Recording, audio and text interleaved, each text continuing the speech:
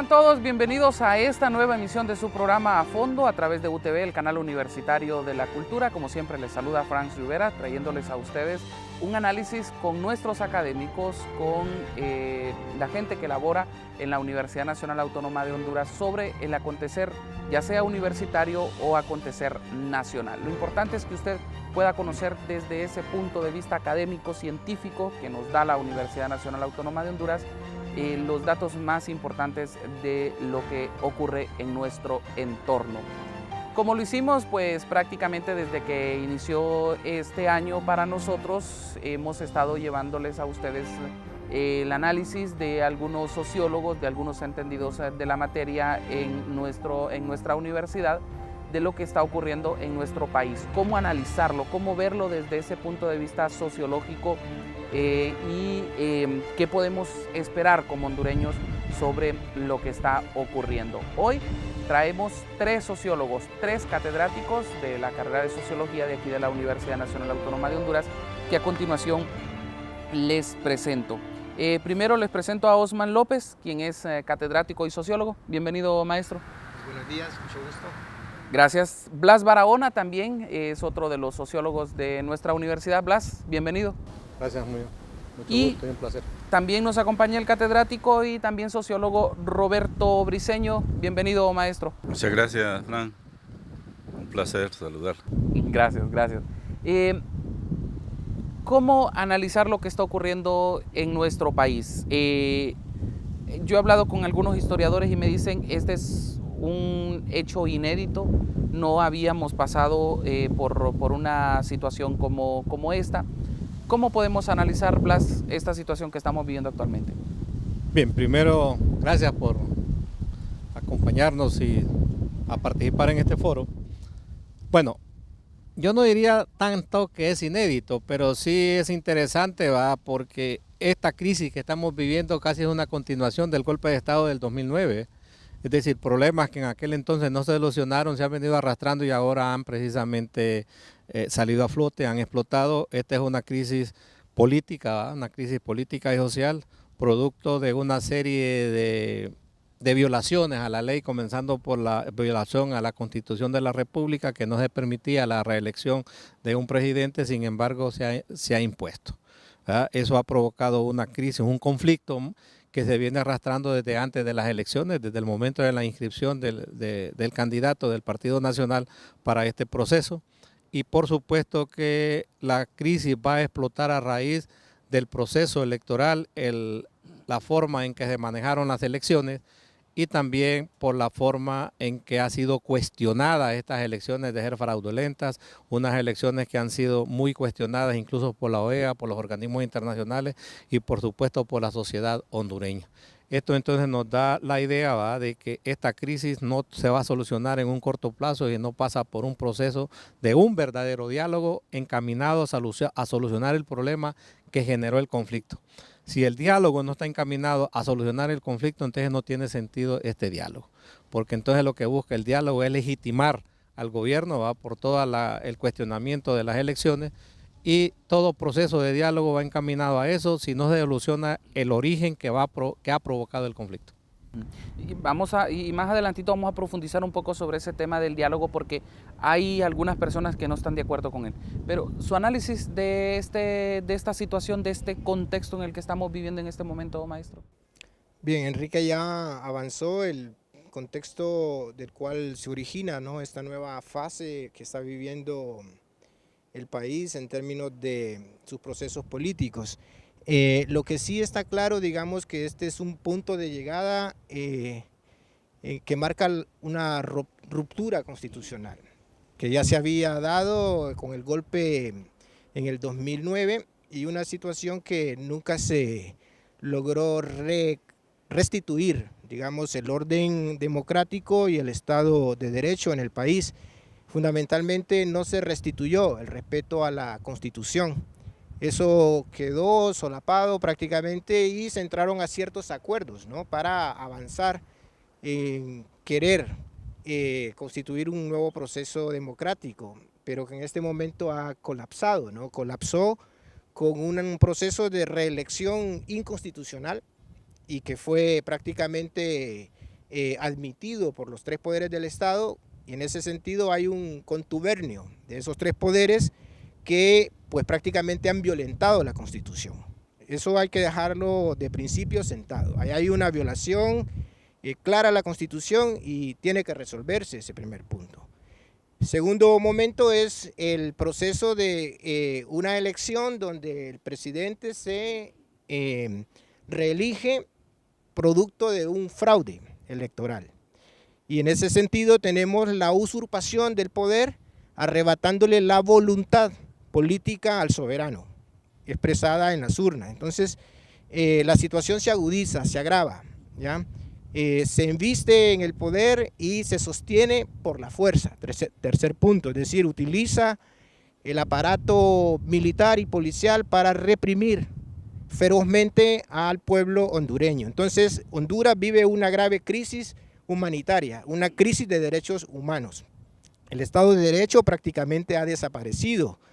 Y el momento actual en el que nos encontramos es que las autoridades, digamos, que usurpan el poder, porque en este caso no son las autoridades electas democráticamente, sino que las autoridades que usurpan el poder, de una u otra manera lo que han hecho es una especie de anulación de las fuerzas políticas que participaron en el proceso electoral, y al anularlos, cuando decimos anularlos es que con el fraude anula prácticamente al contendiente, al que ganó limpiamente las elecciones, no le reconoce, y encima ahora se autoproclama presidente y se embiste de una autoridad aparentemente legal, legítima, moral, para convocar a un diálogo, ¿ya?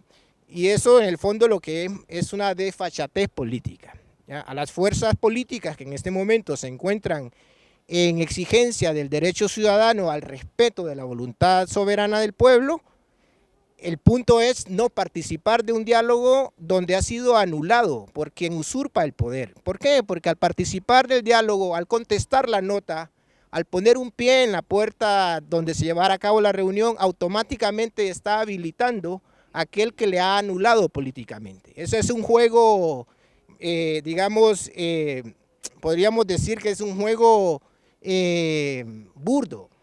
¿Ya? Burdo. Entonces es claro el momento en que el soberano debe avanzar en la propuesta que queda en este momento. Hay ruptura constitucional, hay ruptura del Estado de Derecho, no puede convocar el que ha usurpado el poder, es el soberano el que tiene que convocar, y lo que tiene que convocar el soberano en este momento es la defensa de su voluntad política expresada en las urnas. El Estado de Derecho prácticamente está anulado, entonces lo que corresponde es convocar a un proceso de constituyente, donde el soberano se vuelve a encontrar y a restablecer el orden político, el orden del Estado de Derecho, la democracia, y a un nuevo pacto social para poder conducir la sociedad de manera democrática.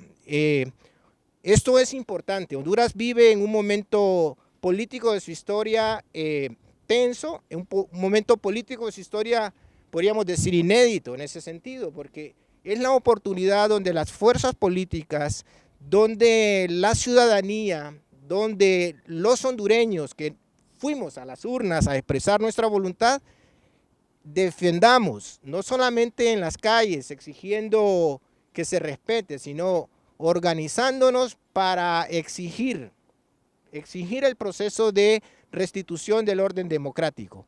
El camino para eso es la resistencia pacífica, que también es un derecho constitucional. Lo único que habilita la Constitución en este momento es el derecho a la insurrección, es el derecho que el pueblo tiene a la insurrección pacífica, en este caso, pacífica, y autoconvocarse para un auténtico proceso constituyente para habilitar de nuevo el Estado de Derecho, el Estado democrático. Maestro Briceño, ¿usted cómo analiza este contexto en el que estamos ahorita?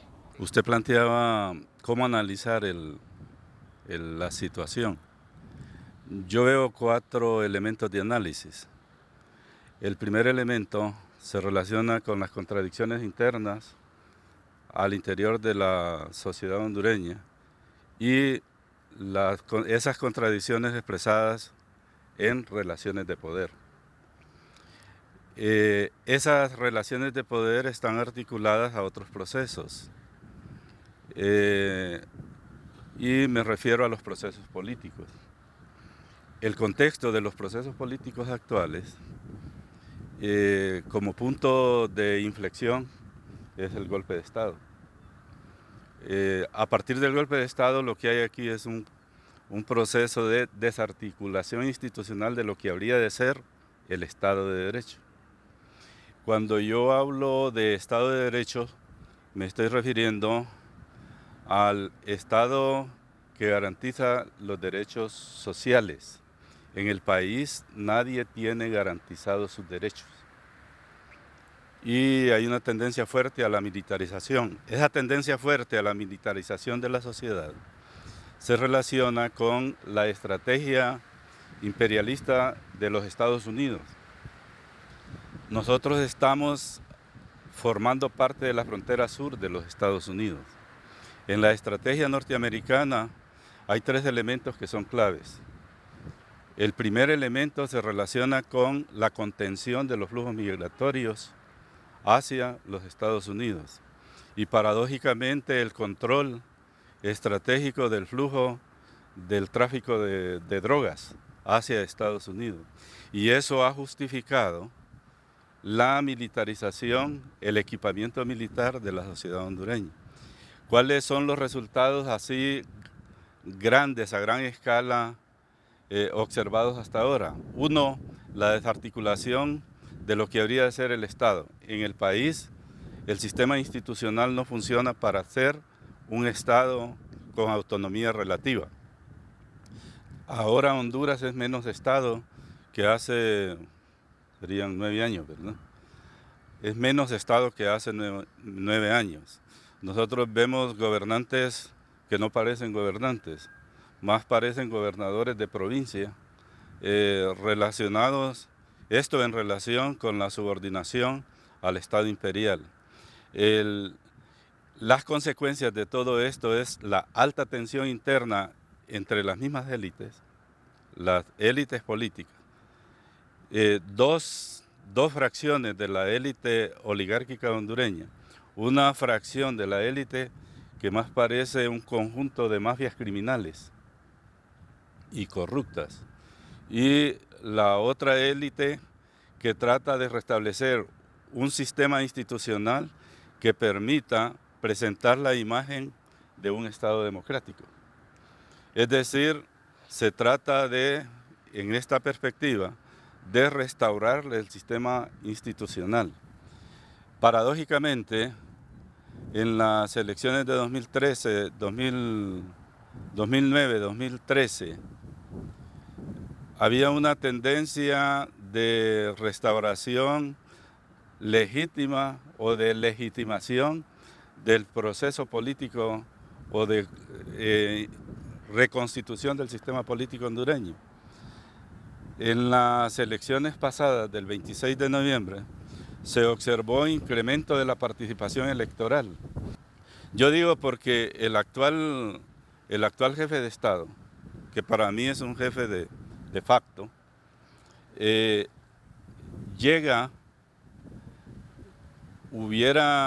quien hubiera ganado las elecciones el 26 de noviembre, hubiera sido un gobierno más legítimo por la participación electoral.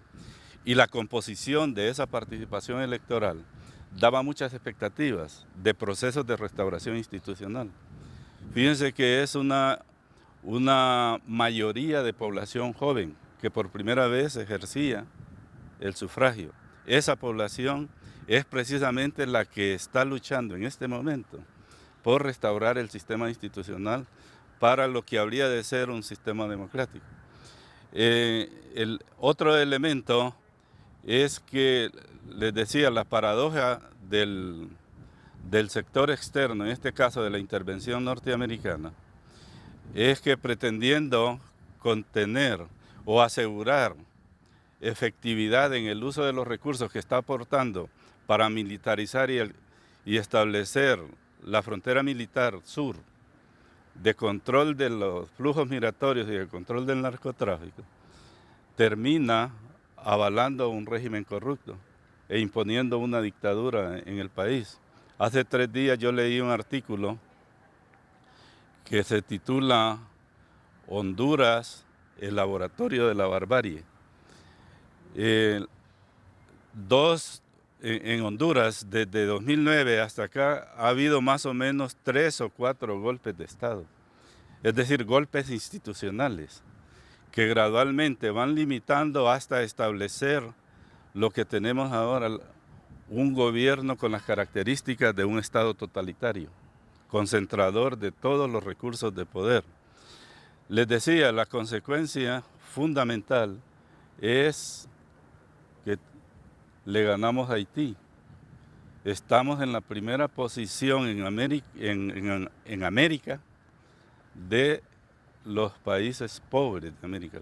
La tasa de pobreza de Honduras representa más o menos 5 veces la tasa de pobreza de América Latina global. Ocupamos la 6ª posición entre las sociedades más desiguales del mundo. Entonces, todas esas contradicciones se están expresando en este proceso político que habría de configurarse y que yo lo veo no en el corto plazo, sino en el mediano y largo plazo. ¿Dónde han estado las fallas para llegar hasta este proceso?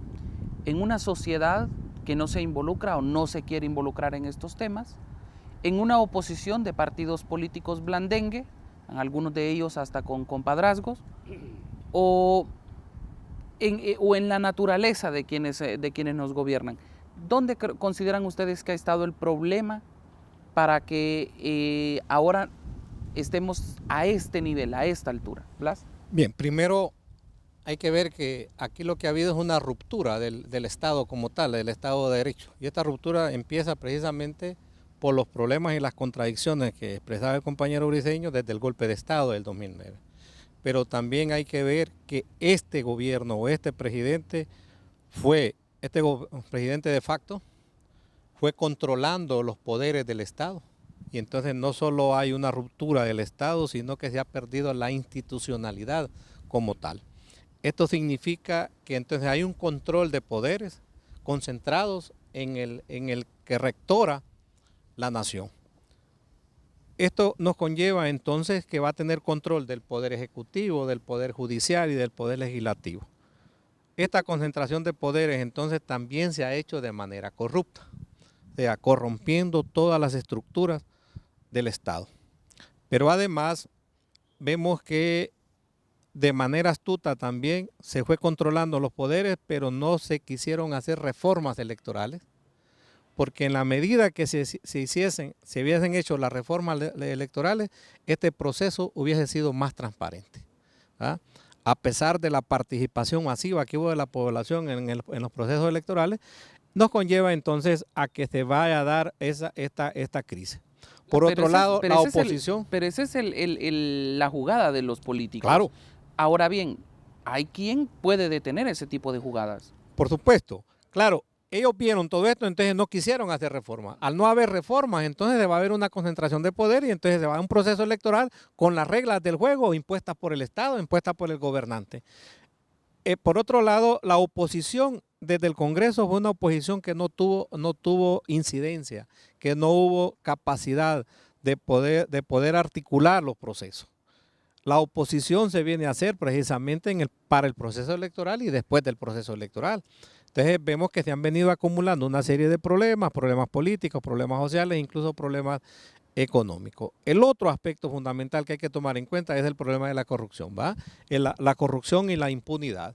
Entonces vemos cómo el Estado mismo se ha ido desarticulando, cómo se han ido dilapidando todos los fondos, los recursos de las instituciones del Estado, precisamente para volcarlas a la campaña, cómo se ha ido comprando dirigentes, cómo se han ido comprando diputados en el Congreso para tener control también del poder en el Congreso de la República. Es más, fueron desarticulando la misma oposición en el Congreso Nacional.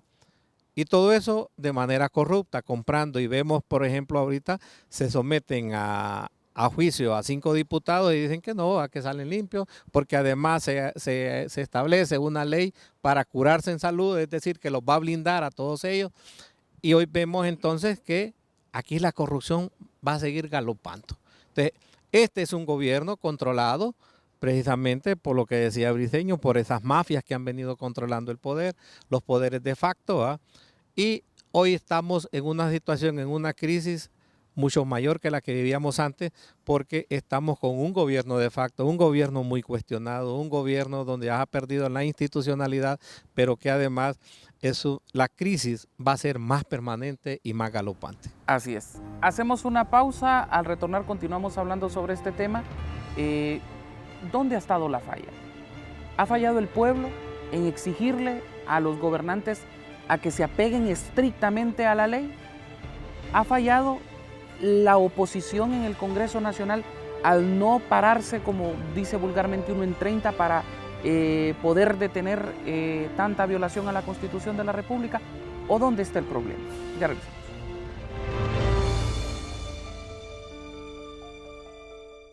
Los pastos marinos son una riqueza natural en la bahía de Trujillo.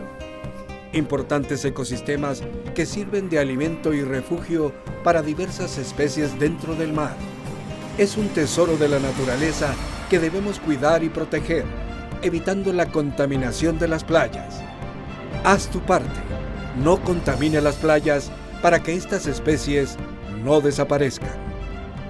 Una campaña de la Universidad Nacional Autónoma de Honduras, FUCAGUA, ICF, Marfón y este medio de comunicación.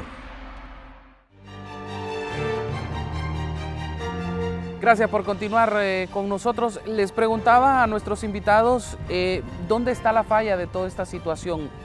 ¿Quién ha permitido que los políticos que ostentan actualmente el poder hayan llegado hasta este nivel en el cual pues prácticamente la sociedad, si en el 2009 se dividió la sociedad, ahora siento aún más profunda esa división entre los hondureños? Osman, a su juicio, ¿dónde está la falla? ¿Quién falló en todo este proceso? Bueno, en principio el problema, digamos, si lo hablamos en términos políticos, hay unas dimensiones estructurales de las formas del hacer política en nuestro país y de unos actores que participan, digamos, del control de los cargos fundamentales en la esfera política y con unas prácticas que pues son heredadas de una sociedad que todavía está en el tránsito de una sociedad muy feudal, casi en las formas políticas de ser, las formas patrimoniales del control político de las instituciones, que no deja de transitar todavía a una sociedad estrictamente moderna, una sociedad democrática o una sociedad, llámese, capitalista. Entonces, el problema de la democracia en Honduras en cierta medida está desde sus propios orígenes, es decir, la democracia ha sido prácticamente boicoteada desde sus propios orígenes. Y eso lo podemos revisar desde el momento en que Honduras vuelve a los procesos democráticos en los años 80. Entonces, con unas fuerzas, grupos políticos que se acostumbraron a unos juegos de poder donde se habían pactado las formas de alternancia en el ejercicio del control de la institucionalidad del Estado, pero en unos juegos políticos donde no se respetan ni los principios republicanos de la separación de poderes, no se respeta la institucionalidad del Estado de Derecho, nunca se consolida, podríamos decir, un Estado de Derecho fuerte, y mucho menos se configura, digamos, una cultura democrática en términos de su ejercicio, del respeto a los procesos democráticos y del respeto a las leyes que rigen el Estado de Derecho. Esto colapsa, podríamos decir. El golpe de Estado del 2009 es el punto, digamos, de colapso de esa forma de boicot permanente del proceso político, del proceso democrático. Y la responsabilidad fundamental ha estado pues en las cúpulas políticas que de una u otra manera están pues asociadas con fuerzas económicas, con grupos empresarios, con corruptelas que de una u otra manera han venido manejando el Estado. Y en la actualidad, podríamos decir en la actualidad, en términos de que lo hemos conocido públicamente, no significa que no ha estado en el pasado, son los nexos con el crimen organizado. Es decir, hemos pasado de las viejas alianzas entre los grupos oligárquicos que manejaban el Estado a nuevas alianzas con grupos criminales que penetraron la institucionalidad del Estado de Honduras. Entonces todo eso fragmenta, debilita el Estado en general y en este caso el Estado de Derecho. Se irrespetan las leyes y se irrespeta la voluntad del pueblo. Es decir, el extremo ya no es solamente que me llevo de encuentro a la Constitución, ya no es solamente que amordazo los tres poderes del Estado y rompo con el principio republicano de la separación de poderes, sino que ahora me llevo la voluntad del pueblo expresada en las urnas. Eso es lo más descarado que hay, es la desfachatez en su forma extrema. Por tanto, no recae en la ciudadanía el problema. Anteriormente, digamos, el análisis que se ha venido haciendo de la participación ciudadana en este proceso es que, bueno, que la ciudadanía tiene que tomar conciencia, que no participa, pero llegamos a un momento donde la ciudadanía nos sorprende en el proceso político y sorprende a las mismas fuerzas políticas que participan del proceso electoral. Es decir, lo que señaló Roberto anteriormente, la participación en el proceso reciente es alta.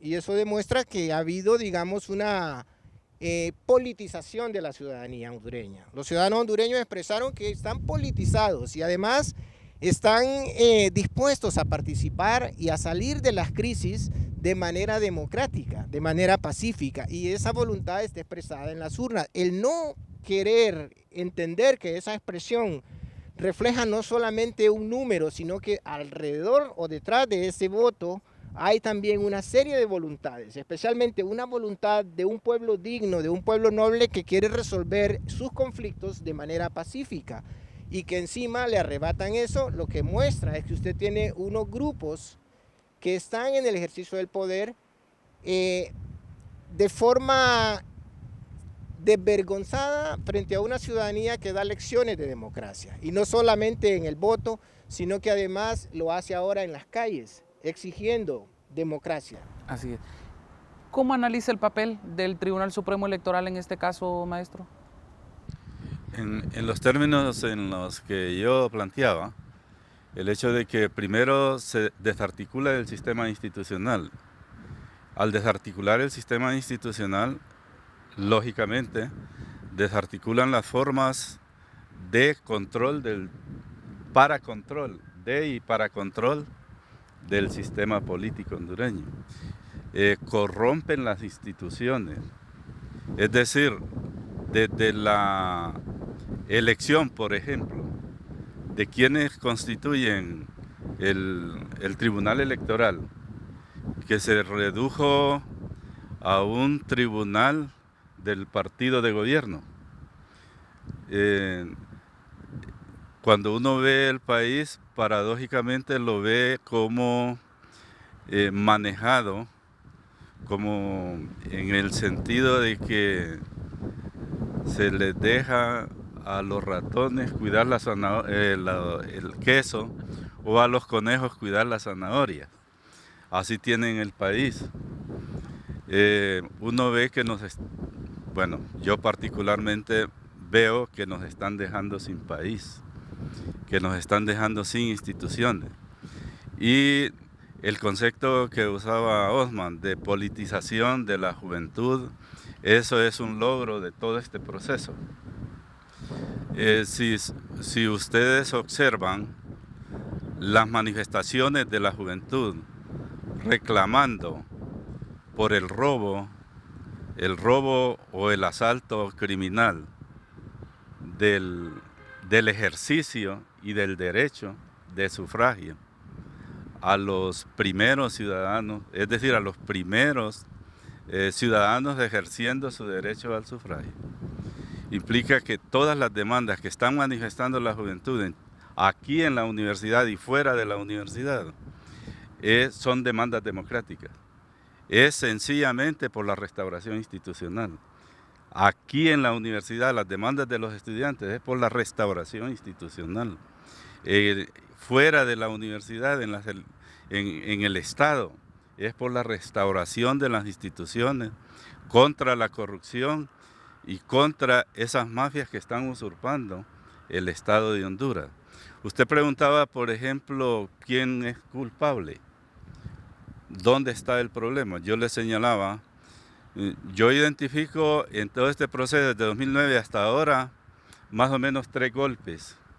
El primero, recuerdan ustedes, cuando sustituyeron a los integrantes de la Sala de la Constitucional en diciembre de 2012.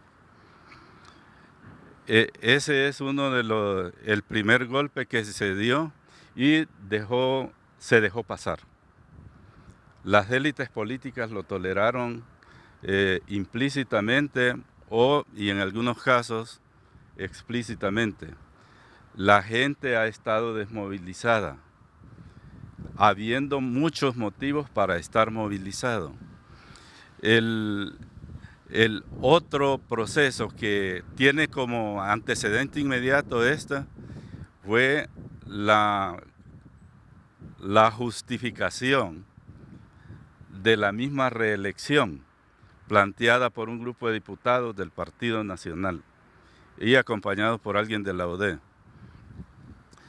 El plantear la reelección implica una ruptura constitucional y al ser aceptada la reelección así implícitamente implica una ruptura constitucional que en los resultados electorales del 26 de noviembre indica que no la pudieron legitimar.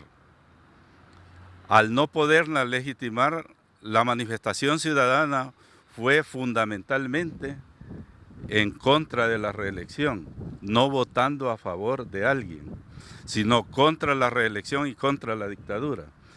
Entonces, esa es la consecuencia que tenemos ahora.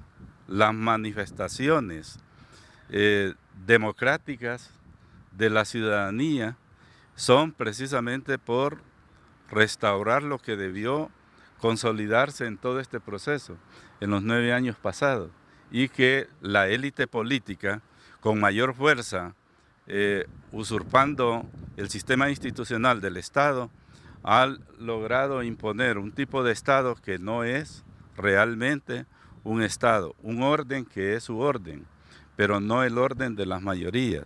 Una situación de inseguridad en el que nadie se siente seguro y que cuando hay algún acto de seguridad, la gente lo elogia. Ese es el sentido precisamente. El golpe sería lo consumado el 26 de noviembre. El 26 de noviembre es realmente un golpe de Estado. Es realmente un golpe de Estado porque la mayoría de la población hondureña derrotó, de la ciudadanía quiero decir, derrotó la reelección presidencial. Y el significado de ese voto masivo, el 26 de noviembre, fue precisamente volver a restaurar el significado establecido en lo que tenemos de Constitución de la República. Yo solo quiero agregar algo, y es que sí podemos rescatar, y como una conclusión, es que este proceso electoral y esta crisis nos dejan algunas conclusiones o ganancias. Primero es que la población votó contra la reelección. La masiva participación de la población y sobre todo de la juventud es contra la reelección, ¿verdad? Y no es cierto que la gente votó contra el Partido Nacional. Es decir, es contra la reelección como tal. Otro aspecto es esa participación de la juventud y es esta juventud la que hoy está queriendo rescatar la institucionalidad. Las protestas, la oposición que ha habido en esto ha sido la juventud. La mayor parte de los muertos han sido jóvenes, ¿verdad?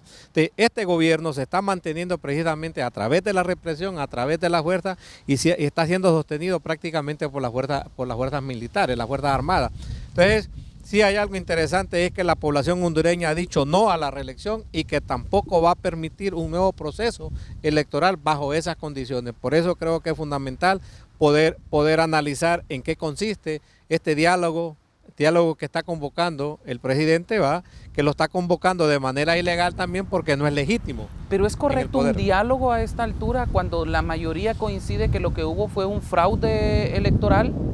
Mire, es que el diálogo, la OEA, por ejemplo, convoca a un diálogo para solucionar el conflicto. Entonces, ¿cómo se soluciona el conflicto? Bueno, estableciendo cuáles son los puntos que hay que negociar en ese diálogo. Pero ya dijeron que la presidencia eso no se negocia. Correcto, entonces ¿qué es lo que hay que negociar? Uno, el diálogo es para solucionar el conflicto y el conflicto solo se puede solucionar diciendo, bueno, nos vamos a una constituyente, a un nuevo proceso electoral, con nuevas reglas, pero también con mediadores internacionales, porque no puede convocar a un diálogo, no puede establecer la negociación en la mesa, no puede estar en la mesa de negociaciones quien ha usurpado el poder, quien ha hecho todo el fraude. Entonces aquí la oposición ha planteado con mediadores internacionales en un lapso de tiempo determinado y precisamente el punto fundamental es el punto de las elecciones, o de una constituyente para solucionar toda la crisis bajo nuevas reglas. ¿Es correcto un diálogo? Mire, porque ya dijeron, no, la presidencia de la República es innegociable. Mire, hablar de diálogo no significa que nosotros neguemos la herramienta para entendernos. Eso es un punto, el diálogo como herramienta para entendernos, pero no estamos hablando de eso. En realidad, el punto de fondo, primero, lo que Roberto señaló de que estamos frente a un golpe de Estado. Tenemos un golpe de Estado, disfrazado de que hubo una elección, pero una elección del cual salió un candidato resultado del fraude electoral. Es decir, se roba la voluntad popular en las urnas y luego se impone por la fuerza en el poder. Se sostiene ahora por la fuerza. O sea, ¿qué lo sostiene? Lo sostiene la fuerza militar, la fuerza policial, lo sostiene en parte lo mediático. Aún ni lo mediático es tan fuerte, ¿no? Aún ni lo propio religioso. Por mucho que los pastores y los predicadores, los sacerdotes puedan dar a la misa y hablar de esto y lo otro, aún en eso se sostiene porque la conciencia ciudadana pues está en contra de esta mentira y de este fraude. Al inicio yo planteaba que el presidente,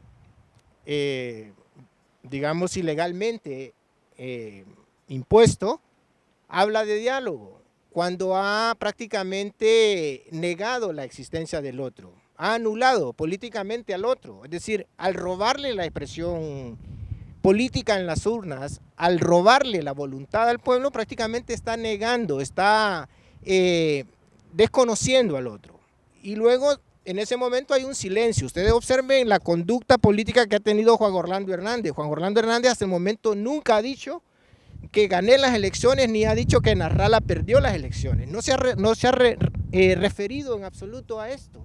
Simple y sencillamente apareció en los medios, se impuso la banda presidencial y ahora con una nueva condición de 4 años en el poder, como que la realidad ya cambió, como que yo me metí en un bote de pintura y salí ya pintado de otra manera y me olvidé del color que tenía antes, ¿me explico?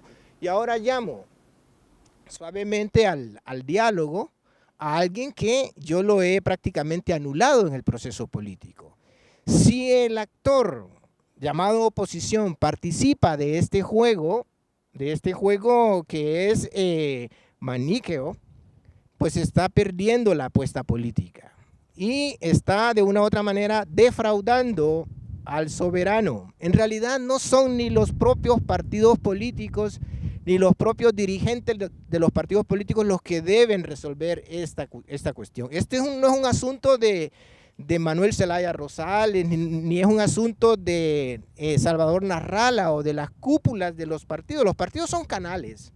Los candidatos también reciben el respaldo de una ciudadanía que expresa a través de ellos su voluntad, pero la decisión es del pueblo, es decir, la decisión es del soberano. Lo más inteligente que podría ser, digamos, la oposición en este momento es llamar, autoconvocar a la ciudadanía en los distintos espacios de organización ciudadana que tenemos, en los niveles de barrio, de comunidad, de organización, para discutir este asunto político y no sacar de la agenda político el problema del fraude electoral.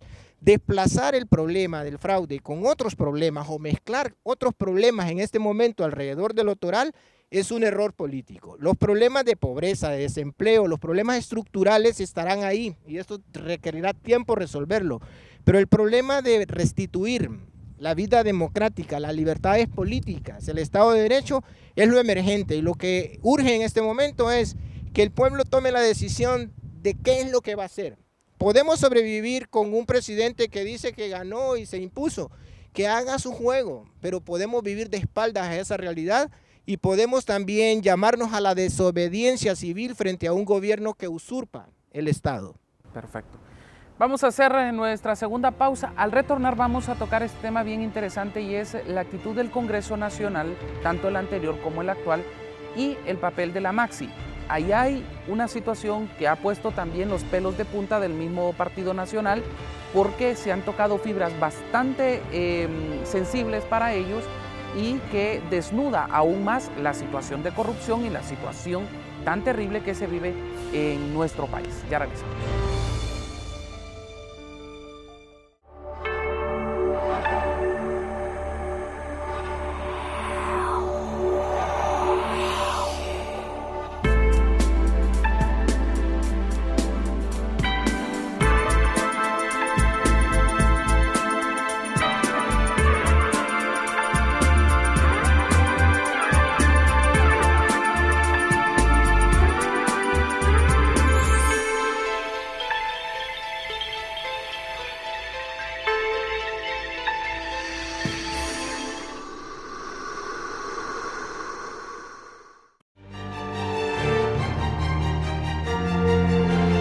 Gracias por continuar con nosotros.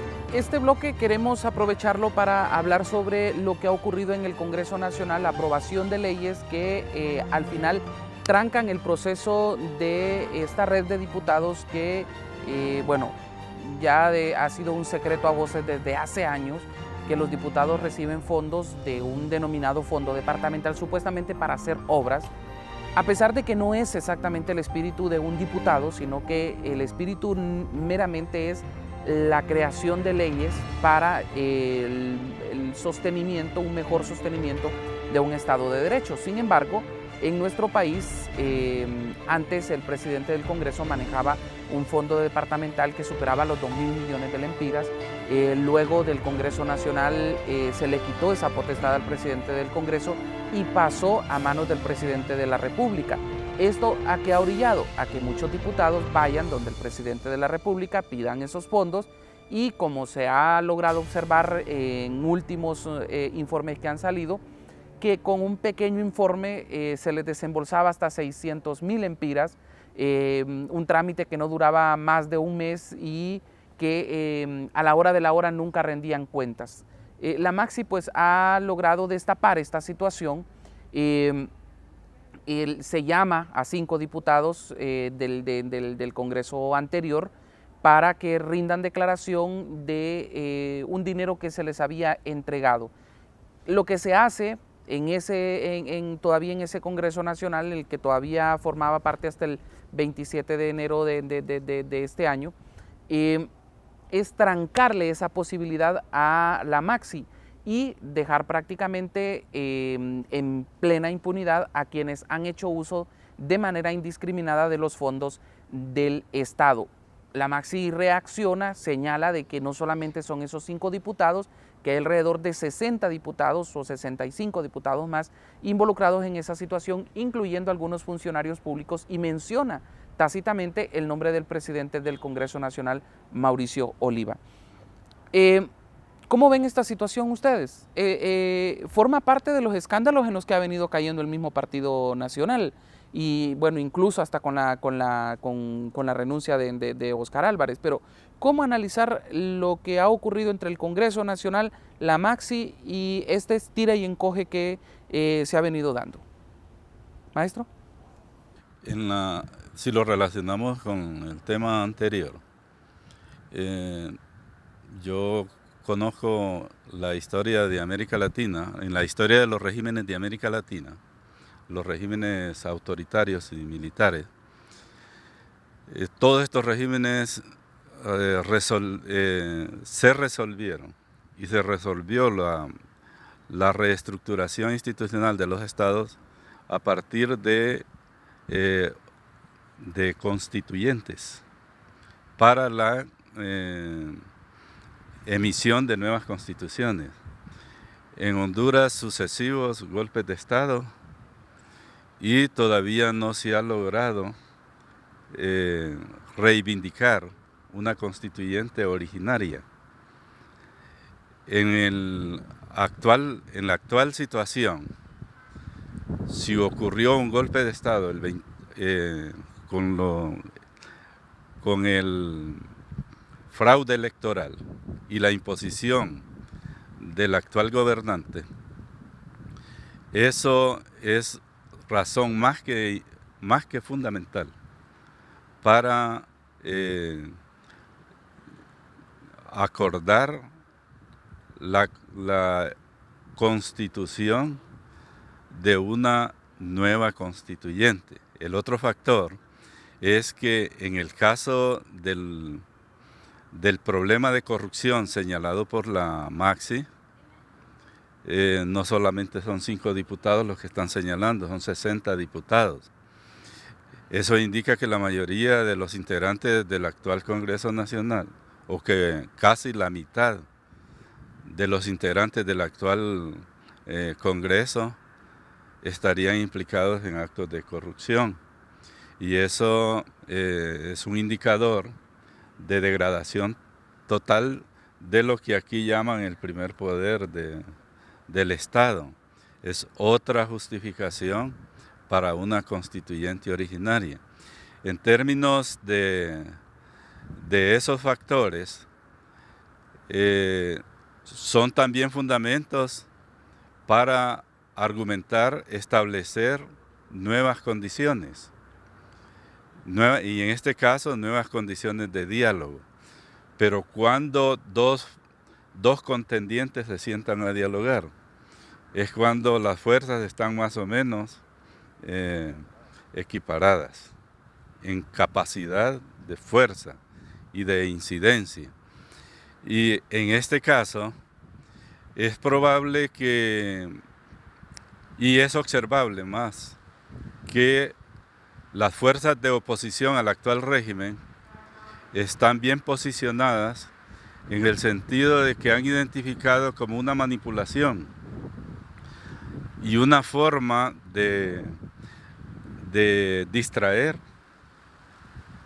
y conservar la estructura de corrupción que han estado manteniendo. El Congreso hondureño es histórico ya que se crean leyes para favorecer determinados intereses, a veces empresariales o a veces de personajes o de líderes políticos inclusive. Otro día que me entrevistó alguien de aquí de este canal, le decía que quienes hacen las leyes se quedan también con las llaves y solo ellos saben cerrar las puertas para autoprotegerse. Como quien dice, el que hace la ley hace la trampa. Pone el candado para autoprotegerse. Y todas estas prácticas terminan siendo parte de la agenda política y formas de autoprotección. Y en esto entran fuerzas en contienda política. Eso es lo que ha generado como consecuencia el hecho de que se hayan degradado todas las instituciones del Estado. Es increíble las formas tan inteligentes de saquear el país, de saquear el Estado de Honduras. Entonces uno cuando los ve participando como políticos, los ve como brutos, pero realmente son inteligentes para robar. Esta situación entre el Congreso y la Maxi ¿Cómo analizar el papel del Congreso Nacional? Bueno, mire, es el reflejo de un circo que tenemos montado, ¿no? Pero en esencia digamos que ahí hay responsabilidades, es decir, hay manejo de presupuestos de fondos públicos por funcionarios públicos, en este caso los diputados, y que no ha habido una responsabilidad, digamos, en la rendición de cuentas. Indistintamente del rol de los diputados, como usted lo señalaba, no nos vamos a meter a que no es rol del diputado andar agarrando dinero para ir a tapar baches, ¿no? Su labor es legislar, pero tenemos ese fenómeno. Y si recibió fondos, pues lo correcto es, dentro de un Estado de Derecho, pues rendir las cuentas, que corresponden alrededor de los fondos que pues se ha asumido. La otra cuestión es que tenemos también un problema grave en lo que está ocurriendo en este momento también y en momentos anteriores. Es el asunto de la exoneración de las responsabilidades de los funcionarios públicos. En Honduras ocurre algo que solamente ocurre en este país, y no solamente ese es un hecho, sino muchos hechos que solamente ocurren aquí en este país. Hace un día o 2 días estaba conversando con unos colegas y les decía que nuestro país es como un triángulo de las Bermudas. Es decir, es un país triángulo de las Bermudas. ¿Por qué? Porque aquí no funciona la física, aquí no funciona, aquí no hay gravedad. Vimos las elecciones y digamos que las matemáticas aquí no aplican. Vimos la fórmula para ver las tendencias que se aplican en cualquier país del mundo y funciona cuando la tendencia del voto está por más del 50% y favorece en tanto por ciento al candidato que va adelante. Eso es irreversible, pero aquí no funciona esa ecuación. ¿Me explico? En Honduras no funciona el Estado de Derecho, entonces nos hablan de Estado y los funcionarios ocupan cargos dentro de la estructura funcionarial del Estado, toman decisiones, llevan a cabo acciones, pero al final meten a deudas a las instituciones, hay corrupción en el manejo de los fondos, no rinden cuentas y se limpian las manos y no ocurre nada. No hay ningún tipo de sanción, solamente en Honduras. En cualquier país del mundo usted va a encontrar que hay un régimen administrativo, hay un régimen del Estado que controla esto y los funcionarios son responsables. Por eso es lo que tenemos en el proceso de represión en este momento. Los soldados disparan a mansalva, ¿ya? Indiscriminadamente contra la ciudadanía que se expresa pacíficamente en las calles y le cercenan la cabeza a los jóvenes, maltratan a los jóvenes, agarran a los jóvenes, no solamente lo detienen, sino que se ensañan contra la integridad física y psíquica de la persona, como que no van a rendir cuentas. Y el precepto es que yo no tengo responsabilidad, estoy exonerado de responsabilidad. Eso aquí nos lo hacen creer, pero cuando hablamos de Estado de Derecho, eso no prescribe. Y esos delitos, esos crímenes son perseguidos penalmente por las cortes internacionales. Tarde o temprano, tanto el soldado que violentó directamente, materialmente a un ciudadano, como el que dio la orden, desde el presidente que dio la orden hasta el militar que dio la orden para que se hiciera esto, tendrán que pagar por sus actos, y eso lo hemos observado en las dictaduras más feroces. Pinochet fue llevado al banquillo de los acusados, Videla y un montón de generales dictadores fueron llevados, violadores de derechos humanos. Honduras está en esa grave crisis, mientras no acepten de que hay un Estado de Derecho. Para ellos en Honduras no existe porque es un país de las Bermudas, pero el sistema internacional lo va a perseguir, tarde o temprano lo va a hacer. Entonces, el asunto es de fondo, el asunto no solamente es el juego que hace la Maxi en este momento. Además, hay que reconocer que la Maxi es un juego también un poco burdo, y es un insulto para la sociedad hondureña, que cada vez que tenemos problemas tenemos que estar trayendo comisiones internacionales. O para cualquier problema que se arme en una institución hay que armar una junta o una comisión interventora.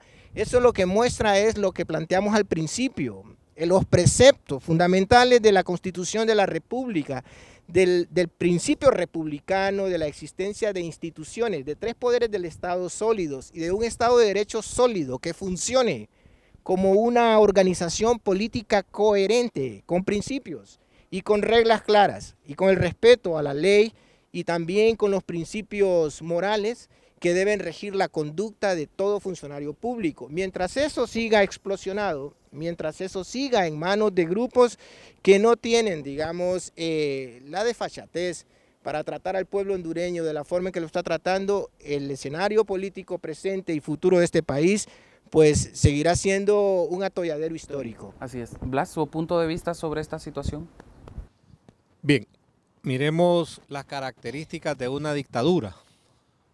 Primero es la concentración de poder en pocas manos, en una sola mano. Nosotros vemos en este país los tres poderes del Estado prácticamente están siendo controlados, han sido controlados desde la Presidencia de la República, y lo otro es un aparato militar dirigido desde el presidente, y en este caso es la policía militar, ¿va?, que ha sido creada precisamente con el propósito de reprimir a la oposición, de reprimir todo aquel descontento social contra el gobierno. Y no precisamente contra el Estado, porque aquí es contra el gobierno directamente.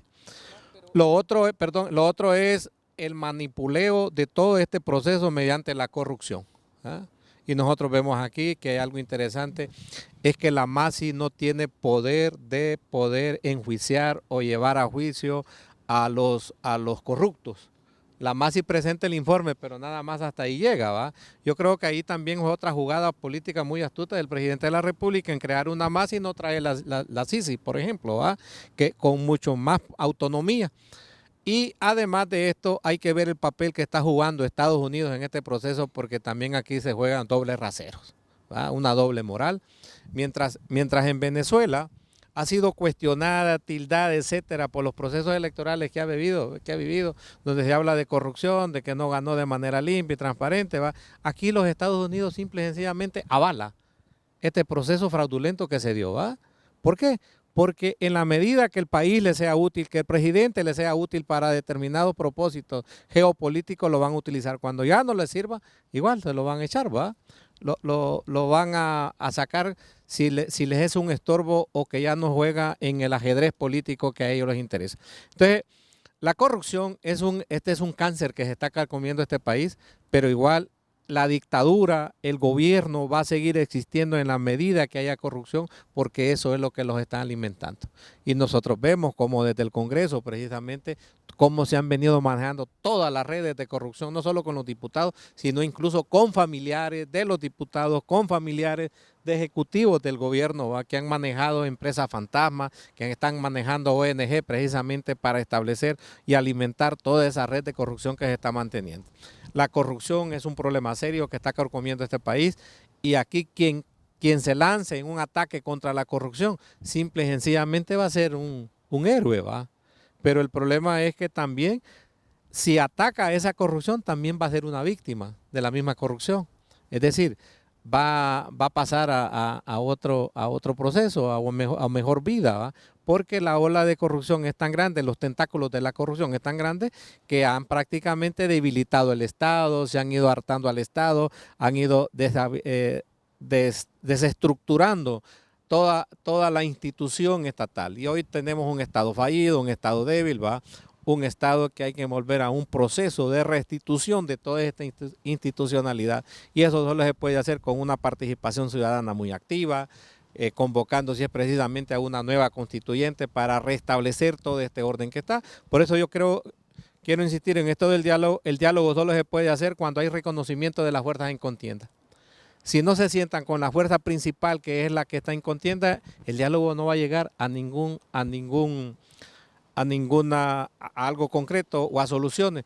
El diálogo tiene que ser con las partes, que han estado involucradas en este proceso, en esta crisis, en esta contienda. Muchísimas gracias por habernos acompañado, por brindarnos sus puntos de vista sobre estos temas. Aquí la verdad que da vergüenza ver a un Congreso Nacional cubriéndose las espaldas, o a diputados cubriéndose las espaldas ante inminentes actos de corrupción que se han cometido en nuestro país. Tenemos diputados que de vivir con un carrito del año 2000, de vivir alquilando, pasan a grandes mansiones, pasan a carros últimos modelos, y tal vez en 4 años de ser diputados, otros que terminan con empresas como canales de televisión y otra serie de rubros a los cuales se dedican sin una justificación exacta, porque tal vez se dedican únicamente a ser diputados. Uno pregunta, ¿un salario de diputado da para llegar a estos niveles económicos? Es bastante complicado poder responder una pregunta de esta naturaleza. El hecho es que el Congreso Nacional ha dado cátedra de lo que no se debe de hacer en un Estado de Derecho. A pesar de que ellos son los llamados en fortalecer ese Estado de Derecho, son los principales en debilitarlo, y definitivamente no han aportado nada a la democracia. Al contrario, son los primeros que han socavado las bases de la democracia en nuestro país. Gracias de nuevo por habernos acompañado.